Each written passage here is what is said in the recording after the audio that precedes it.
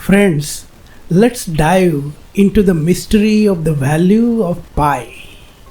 Pi is a hugely popular mathematical constant and is the ratio of the circumference to the diameter of a circle. It has the same value regardless of how big or small the circle is, meaning however the value of the diameter is, pi is always a constant.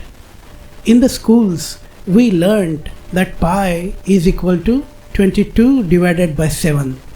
It was easy to solve the problems like if the diameter of a circle is equal to 14 centimeters, then what would be the circumference of the circle? Pretty easy, right? But that is not the real value of it. That is just an approximation. In fact, pi cannot be written as a fraction, meaning that it is an irrational number.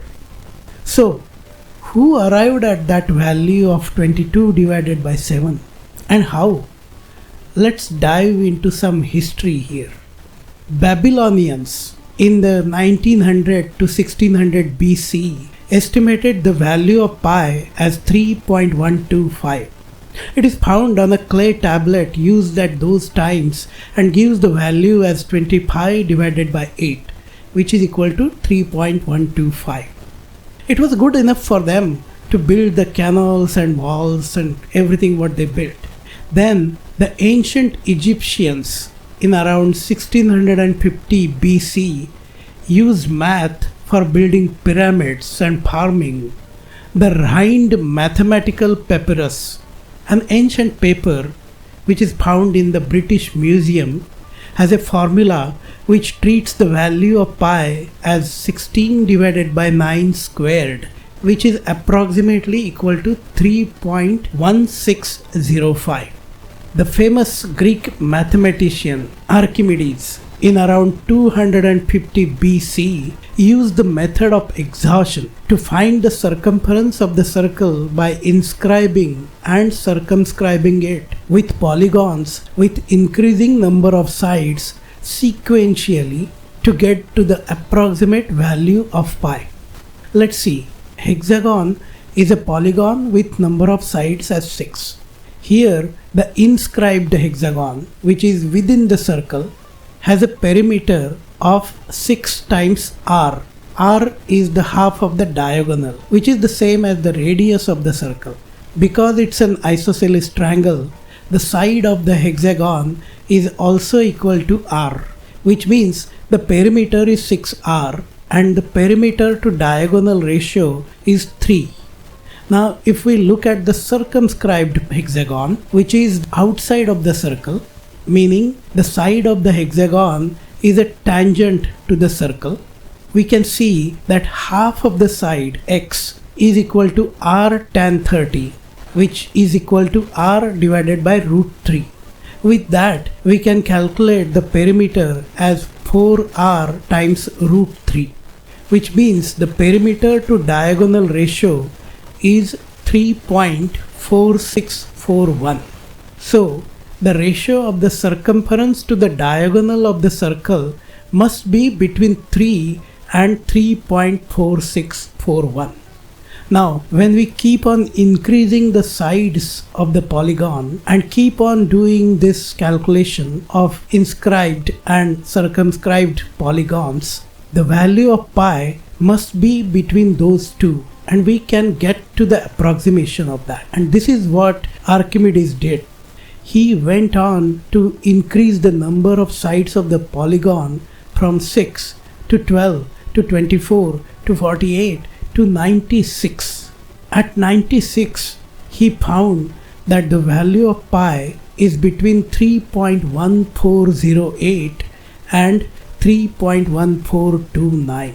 Now these two values correspond to the fractions 223 divided by 71, which is 3.1408, and 22 divided by 7, which is 3.1429. So 22 by 7 is actually the outer bound and it's not the value of the pi. The pi is less than 22 by 7. And this is how we got that value of 22 by 7 which we learnt in the schools. Later on, in the Middle Ages, Indian astronomer Aryabhatta used a value of 3.1416 in 499 AD. He wrote in original Sanskrit language, add 4 to 100, then multiply by 8 and add 62,000. By this rule, the circumference of a circle with a diameter of 20,000 can be approached. This implies that for a circle whose diameter is 20,000, the circumference will be 62,832, which means the pi is equal to 3.1416. Now note that he said it can be approached, meaning he was sure that it is not the exact value, but still an approximation.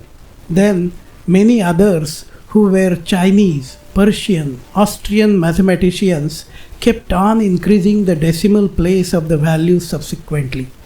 In 16th century, Dutch mathematician Ludolf reached to 35 digits. In 1630, Australian scientist Christoph Greinberger reached up to 38 digits. Then, in the 15th, 16th and 17th centuries, the calculation of pi was revolutionized by the development of the infinite series. One such series published by Nilakantha in the 15th century is given here. Pi is equal to 3 plus 4 divided by 2 times 3 times 4 minus 4 divided by 4 times 5 times 6 and so on. After Newton discovered calculus in 1660, it led to many infinite series for the calculation of the value of pi. In 1914, Indian mathematician Srinivas Ramanujan published dozens of innovative new formulae for the calculation of pi. Modern pi calculators use the new infinite series which were discovered in the 1980s and 90s that are as fast as iterative algorithms, yet are simpler and less memory intensive. With the latest fast computing technologies, mathematicians with the help of computers have calculated the value of pi to over 105 trillion digits.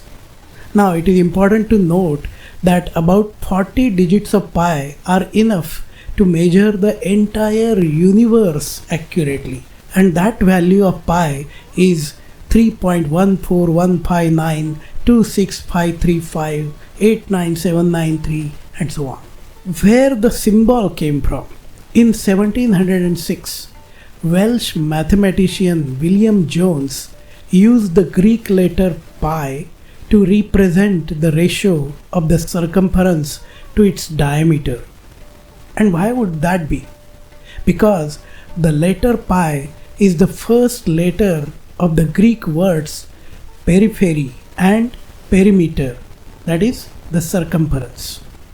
Now some fun facts. March 14th is celebrated as the Pi Day because of the American way of writing that date as 314, which looks like 3.14. The record for memorizing digits of pi certified by the Guinness World Records is 70,000 digits, and that was recited in India by Rajveer Meena in 9 hours and 27 minutes on 21st March 2015. Now, to remember the digits of pi, there are tricks used by many. One such example of a mnemonic for pi using the word length for the digits is how I want a drink, alcoholic of course, after the heavy lectures involving quantum mechanics. Now you can see in this sentence the number of characters in every word corresponds to the value of the digits of pi. 3.14159265358 979, and that is Actually, the first 14 digits of pi. Interesting, right? 3.14. And the first 14 digits can be remembered by the sentence, "How I want a drink?" Alcoholic, of course. After the heavy lectures involving quantum mechanics. So, it all started with the quest for finding out the circumference of a circle. It became a mystery that scientists from every culture around the world tried to solve over the ages. And it is a forever symbol of curiosity, logic, and the wonders of mathematics. Remember, becoming smarter day by day is both easy and fun actually. Like, comment, share, and subscribe to the channel Kaizen Smarter. Let us meet again to explore the amazing world around us. And until then, have a fun day, smart day, and please take care.